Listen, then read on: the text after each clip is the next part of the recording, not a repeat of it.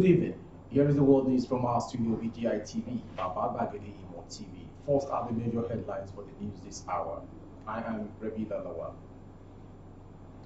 Borno attack. Ndume condones army, raises alarm on terrorist regrouping. We killed 17 soldiers, not 4, as claimed by Nigerian army, ISWAP. Our bandits took over Suleja in Niger, invade church and abduct 12. Breaking RCCG pastor, 2 others regain freedom in Calabar. Police warn against jungle justice as Lagos mob lynches suspected robbers. Man allegedly beats his pregnant wife to death in Oyo. Chijoke Obiora and 4 other Nigerians executed in Singapore and Indonesia for drug trafficking. Arewa Group, the North, West, and South have ruled Nigeria. 2023 is a turn of the Southeast. And to foreign. Strong group tells U.S. Biden to declare Buhari, Tinubu, and others as sponsors of terrorism. And to sports. Qatar 2022 qualifiers, Eagles must beat Cape Verde, says Musa. Now in details. The senator representing Borno South, Muhammad Ali Ndume, has condoled with the Nigerian army authorities over the killing of Brigadier General Zakuzu and 3 other soldiers during an attack by Islamic State West Africa Province ISWAP terrorists on an army base in Askira Uba, Borno State. Ndume, who is the chairman of the Senate Committee on Army, in a chat with journalists on Sunday, also raised the alarm that the terrorists were regrouping at the Lake Chad axis of Borno North, even as he urged troops not to relent. He urged other security agencies to support the military in the fights against the terrorists, revealing that given the Saturday's incident, some residents of Chibok were already planning to relocate to Mubi in Adamawa State for safety. Report gathered that Brigadier General Zakuzu and other soldiers were killed on Saturday in the incident, which is occurred at Bulguma, a few kilometers from Askira town in Askira Uba local government area of Borno State. According to the army, the troops of Joint Task Force Northeast Operation Adinkai were engaged in the first gun duel with the terrorists, which also led to the death of 3 other soldiers. We are trying to urge and sending condolences to the Nigerian army over the death of the general and remain calm in fighting terrorism totally in the country. According to militants from the Islamic State-backed Boko Haram group, the Islamic State West Africa Province ISWAP, formerly known as Jamaat al-Sunnah Da'wah wal-Jihad, 17 Nigerian troops were murdered during an attack on Askira in Borno State, Askira Uba local government area. ISWAP fighters fought Nigerian forces in a fire battle at a military base in the village on Saturday, according to information accessed. Some villagers claim to have seen ISWAP fighters in a big convoy of gun trucks heading towards Askira along the Ungude axis. The locals went on to say that they informed security forces of the terrorists' movement and invasion, but no action was taken until the lethal bunch assaulted on Askira town hours later. A brigadier general and 3 other troops were slain, according to Director, Army Public Relations Onyema Onwachukwu, in a statement released hours after the incident. ISWAP, on the other hand, said 17 soldiers were slain in a statement posted late Sunday night. According to the group, 13 soldiers were murdered when its militants attacked troops at a military camp in Askira town, and 4 others, including Brigadier General Zakus, were slain in an ambush near Bulguma. Wali Sani Shuwaram 45 was recently appointed as the new leader of ISWAP in Lake Chad. Armed bandits operating in Niger State have shifted their base to the satellite town of Suleja, the headquarters of Suleja local government area of the state, kidnapping no fewer than 12 people within 1 week. The area of target of the bandits are churches and settlements within the town, where the presence of security agents are completely not felt at night. Within 1 week that the bandits began their operations, no fewer than 12 people have been kidnapped and are still being held. 8 worshippers were kidnapped from Dumaret's church in Kwamba area of the town at about 9 p.m. last week when the church was holding a program. The bandits returned to the same Kwamba on Wednesday at 1 a.m. and abducted 4 persons from the low-cost houses located in the area. Information added that a custom officer, his wife, and 2 others were kidnapped as well, which the State Commissioner of Police, Mr. Mondebala Kuyaro, confirmed the occurrence. However, a Saturday before the incident on Wednesday, the bandits in their numbers stormed a branch of Dunamis Church in the same Kwamba and abducted 8 worshippers at about 9 p.m. 2 suspected traffic robbers have been lynched by an angry mob around First Remo on the Apapa Mile 2 Road, Lagos State. Information gathered that the men were suspected to be members of the syndicate terrorizing residents and carry out traffic robberies in the area. While armed with different weapons, the gang reportedly disposed commuters of their valuables, especially those going to work early in the morning. They also allegedly attacked people returning from work late in the night and during gridlock. However, on Sunday, 2 of the suspects were reportedly nabbed during an operation which failed. A mob was said to have beaten them to a pulp before setting them ablaze. A Twitter user at Austin Zogs said the men were lynched because they were responsible for the traffic robberies and other disturbing stress commuters go through in the area. The Redeemed Christian Church of God pastor Sunday Adeniran has regained freedom. Adeniran and 2 other persons were abducted on Saturday by yet to be identified gunmen in Calabar. An impeccable security source who pleaded anonymity said on Monday morning that they were released at about 2 a.m. this morning near Scanobo filling station, Ikot Airport, 8 miles on the outskirts of Calabar, the Cross River State capital. The source further disclosed that the pressure from the anti-kidnapping and courtesan squad led by SP Awodi made the miscreants to hurriedly collect what they could after making an initial demand of 7 million naira ransom. He said they knew that the Dragon squad was closing in on them. They had to hurriedly collect about 200,000 naira and let their victims go. Initially, they demanded 7 million naira for their release, but had to just collect what they could as soon as possible and drop them off at Scanobo area in Ikot Airport, 8 miles at about 2 a.m. today. Findings show that SP Awodi and his men from AKCS were already in their trail as at 12 midnight, but immediately they got wind of the manhunt, which was earlier reported. They collected the available cash and set them victims free. A man simply identified as Aziz allegedly beating his wife pregnant to death in Shaki area of Okiogun in Oyo State. It was alleged that the disease identified as Nimatalai Giwa, said to be in her early 30s, died after she was seriously beaten by her husband to death. The disease was said to have been trying to escape more beating from her husband when she fell down. Nimatalai was rushed to the hospital where she died 3 hours later. According to a report by Shaki First, Nimatalai, who was 8 months pregnant, was allegedly to have been constantly subjected to beating by her husband, with the last incident leading to her death.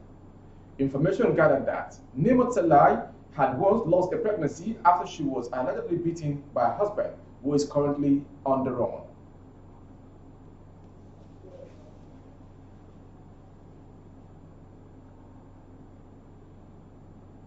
Nigerians have taken to social media to express deep anger over the death of a wrongfully jailed Nigerian lady, Itunu Babalola. According to reports, 21-year-old Babalola from Oyo State was a trader based in Bondoko, Côte d'Ivoire. Her apartment had been burgled by an Ivorian in September 2019, and she had reported the incident to the police, but DPO informed her that the suspect was his nephew. He reportedly offered her a settlement worth roughly 100,000 to drop the case on an amount lesser than the 300,000 worth of stolen effects. She was arrested where she refused the settlement, charged to court for human trafficking and sentenced to 10 years in prison. A journalist, David Ondeni Gard, shared the story of Babalola on Twitter in March 2021, and the Nigerians in Diaspora Commission had said it was working to prove the innocence of Babalola. NEDM, headed by Abike Dabiri Erewa, confirmed the incident. Moving to foreign for the national and probably the world news this hour, beg your pardon. An American non-profit organization, Global Advocate for Terrorism Eradication, GATE, has petitioned the United States government to name Nigerian President Muhammadu Buhari and numerous other leaders as sponsors of terrorism in the country. The petition, which was signed by the group's principal advocate, Robert Berry, was addressed to Anthony J. Blinken, the Secretary of State of the United States of America. From all available indices, what is happening in Nigeria is state-sponsored terrorism, according to the group, which called on the United States government to identify the Nigerian government as a terrorist supporter. Terrorism in Nigeria was accused by Gates in the petition filed against the national leader of the All Progressive Congress APC, Bola Tinubu, Governor Nasir El-Rufai of Kaduna State, former Chief of Army Staff and current Nigerian ambassador to the Republic of Benin, Tukur Buratai, and the Director General of State Services, Yusuf Magaji Bichi. Among those accused of terrorism by Gates are Mohammed Adamu, a former Inspector General of Police, Governor Hope Uzodinma of Imo State, and the Minister of Communications, Justice and Information, Isa Pantemi, Abubakar Malemi, and Lai Mohammed, among others. Still on foreign. Authorities in Singapore and Indonesia have continued to wage serious war against any form of drug trafficking in both countries. Hundreds of persons have been convicted and executed in the two countries, mostly by firing squad and death by hanging. Meanwhile, the execution of drug traffickers in these countries have continued to attract global condemnations. Therefore, we shall take a look at notable cases involving Nigerians who have been convicted and executed for drug trafficking in both countries over the years. Story has a recent killing account that one Chijoke Obiora, a graduate of chemistry from the University of Benin, Edo State, traveled to Singapore in 2005 to pursue a professional football career, but ventured into drug trafficking business and was eventually arrested in 2007 after he was found in possession of more than 2.6 kg of cannabis, since he was unable to secure a club afterwards, according to reports. The quantity reportedly surpassed the 50 and 500 grams capital limits in that country. He was arrested alongside a Malaysian national named Davirendran Supramanin. ICR reported that there were several appeals from different courts across the world for the death sentence to be replaced, but could not change the situation. And now to sports. The Super Eagles delegation to Saturday's FIFA World Cup qualifiers against Liberia in Tangier, Morocco, flew into Lagos on Sunday morning aboard a chartered Air Peace flight, with team captain Ahmed Musa insisting they would beat Cape Verde in their final group qualifier. The 2-0 victory in Tangier over the Lone Star meant the Eagles have won all their away matches in the qualifying series and need only a draw against the Blue Sharks of Cape Verde on Tuesday to progress into the final knockout round of African Series of Qatar 2022. The final round of the African qualifying series will hold in March 2022. And before we call it a wrap, there is an ongoing protest in the release of the notable Chief Sunday Adeyemo, popularly known as Sunday Igboho, right in Ibadan, with peaceful protests by the youths, loyalists of Nigeria, Yoruba Nation to stand now. It is a peaceful protest going on in the capital city of Oyo State. A quick video for memorable protest for the release, as quick release that yes, Chief Sunday Adeyemo, popularly known as Sunday Igboho, is not a terrorist nor a disturbance of peace or someone who abuses the law guiding the nation as Nigeria, but is only yearning for the goodness of Yoruba Nation now, which we all support. That is why the protest is ongoing. Release Sunday Igboho live from Ibadan. More video with inquiries.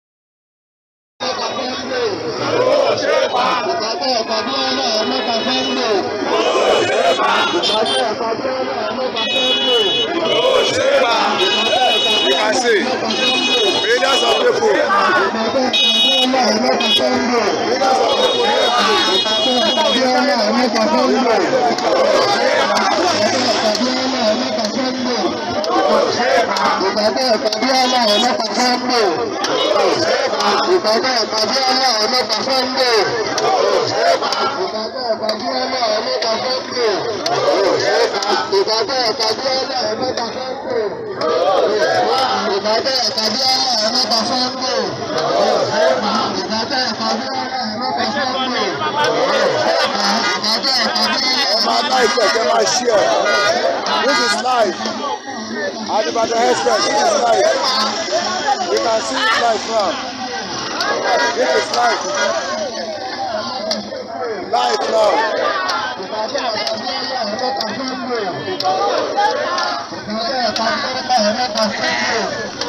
You can see it now.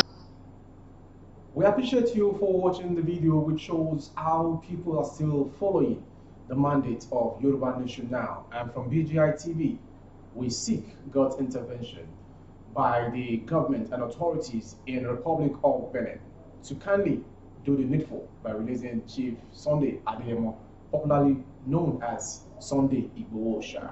He is a free man, and he that stands with his people always gets freedom and never gets defeated. BGI TV crew says a quick intervention on God shall be untrivial to make you a free man because you've never been a terrorist. Before we call it a wrap from the world news from our studio BGI TV, a quick retake of the headlines once again. Borno attack on Dominican's army raised alarm on terrorist regrouping. Breaking, we killed 17 soldiers, not 4 as claimed by Nigerian army ISWAP. How bandit took over Suleja in Niger. In Bay Church abduct 12. RCCG pastor, 2 others regain freedom in Calabar.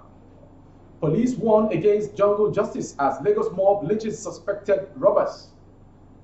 Man allegedly beat his pregnant wife to death in Oyo. And we talked about a protest for the release of Chief Sunday Adeyemo, popularly known as Sunday Igboho Oòṣà. Chijioke Obiora and 4 other Nigerians executed in Singapore and Indonesia for drug trafficking.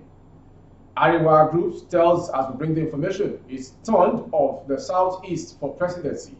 And to foreign, Strong Group tells US Biden to declare Buhari, Tinubu, and others as sponsors of terrorism. And sports is the last take, which talks about Qatar 2022 qualifiers. Eagles must beat Cape Verde, says Ahmed Musa. For more updates of our broadcasts, please log on to YouTube on our channel, Baba Gbagede Imo TV. Kindly subscribe and click on the next notification bell for updates of our broadcast. And on Facebook, Gbagede Imo with Alawiye Adebayo. Please like and follow the page. On Instagram, Gbagede Imo _22 for other placement of your goods and services and coverage of your functions and events. You want our crew to be there. 07038226160. Thank you for watching. Have a lovely Monday ahead. I am yours faithfully, Ravina Lawal.